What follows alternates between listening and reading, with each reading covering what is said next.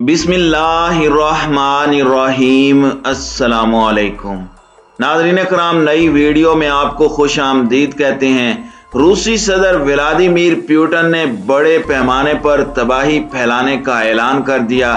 पाकिस्तान पर यूक्रेन की हिमायत के लिए मगरबी ममालिक का दबाव बढ़ गया।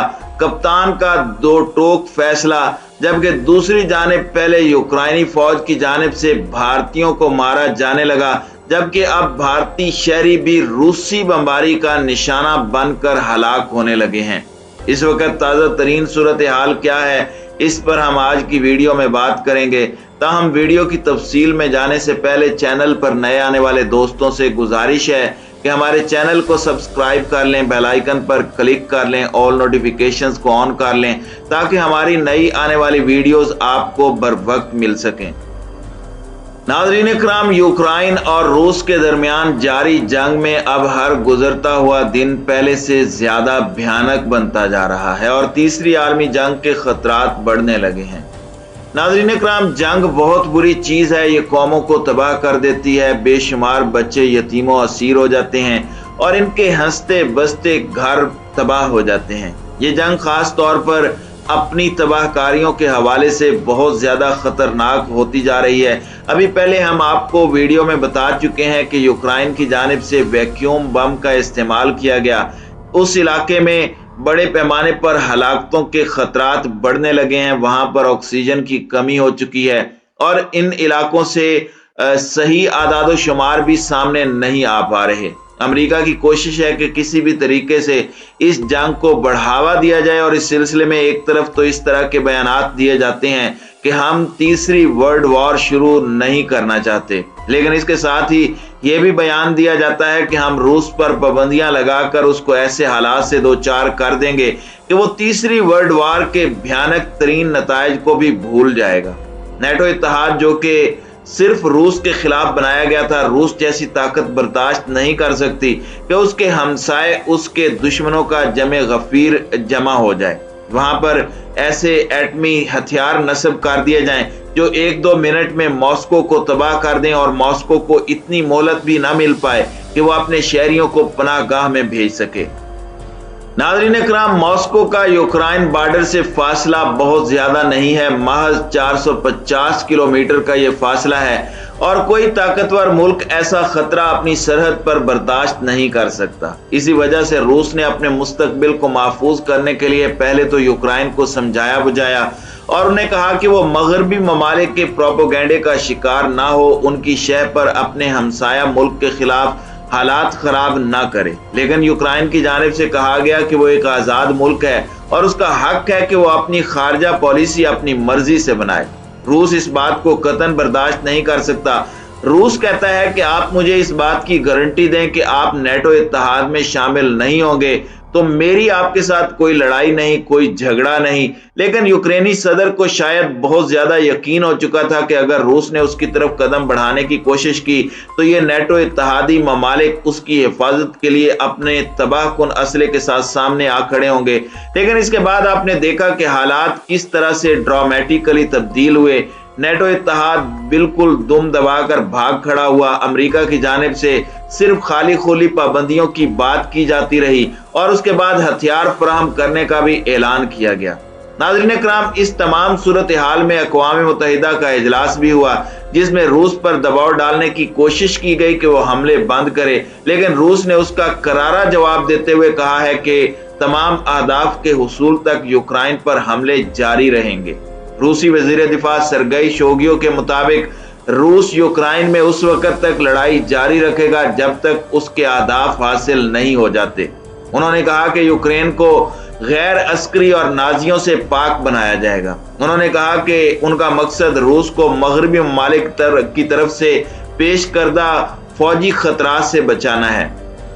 नाज़रीन इकराम, ऐसी इत्तलाआत भी आ रही हैं कि रूसी अफवाज का काफिला दारुल हुकूमत कीव के कब्जे के करीब पहुंच चुका है। दूसरी जानिब यूक्रेन पर रूसी हमले के बाद से तकरीबन 6.5 लाख के करीब अफराद मुल्क से फरार हो चुके हैं। सिर्फ पोलैंड पहुंचने वाले यूक्रेनी शहरियों की तादाद 3 लाख से जायद है। गुज़श्ता रोज रूसी फौज ने ऐलान किया था कि कोई भी मुल्क छोड़ना चाहता है तो उसे जाने की इजाजत है, پولش نائب وزیر خارجہ کے مطابق گزشتہ 24 گھنٹوں میں 1 لاکھ سے زائد افراد نے پولینڈ کی سرحد عبور کی ہے۔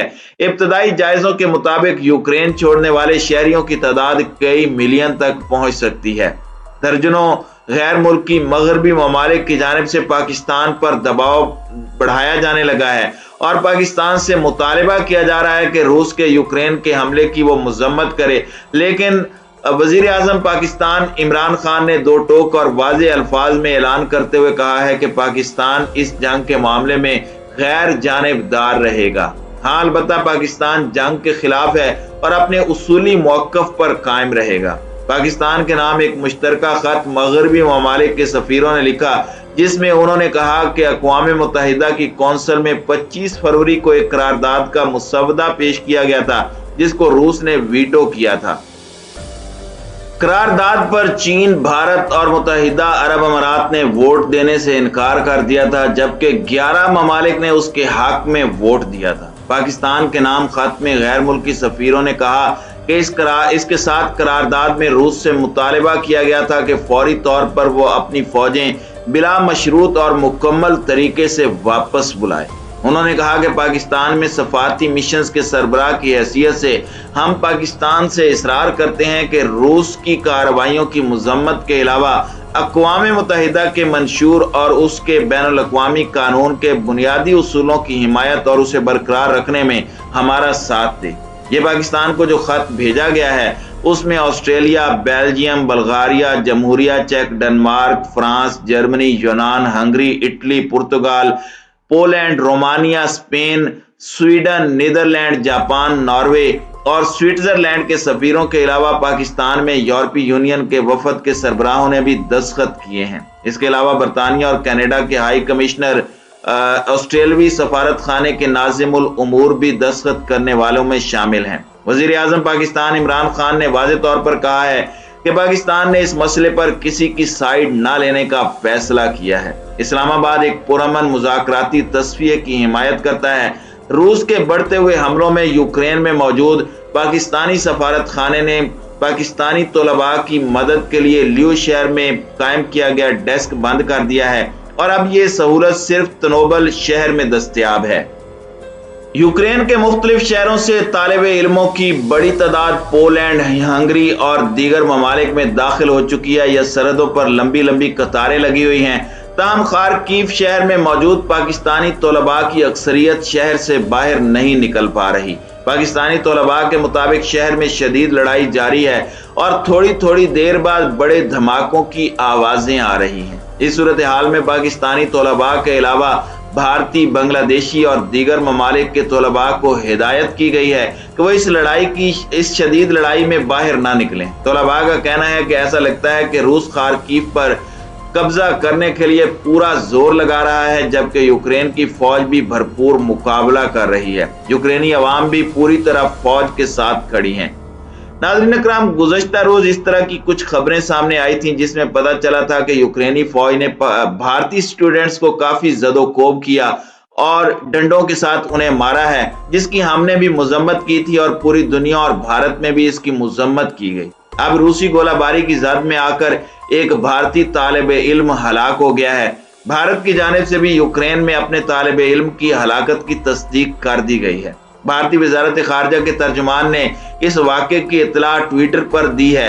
انہوں نے کہا کہ خارکیف میں گولہ باری کے دوران ایک بھارتی طالب علم کی ہلاکت کے بعد یوکرائن کے سیکرٹری خارجہ سے بات چیت کی ہے اور روس کے سفیروں سے بھی بات چیت کی ہے اور بھارت کی جانب سے مطالبہ کیا گیا ہے کہ جنگ زدہ علاقوں میں موجود بھارتی شہریوں کو بحفاظت باہر نکالا جائے۔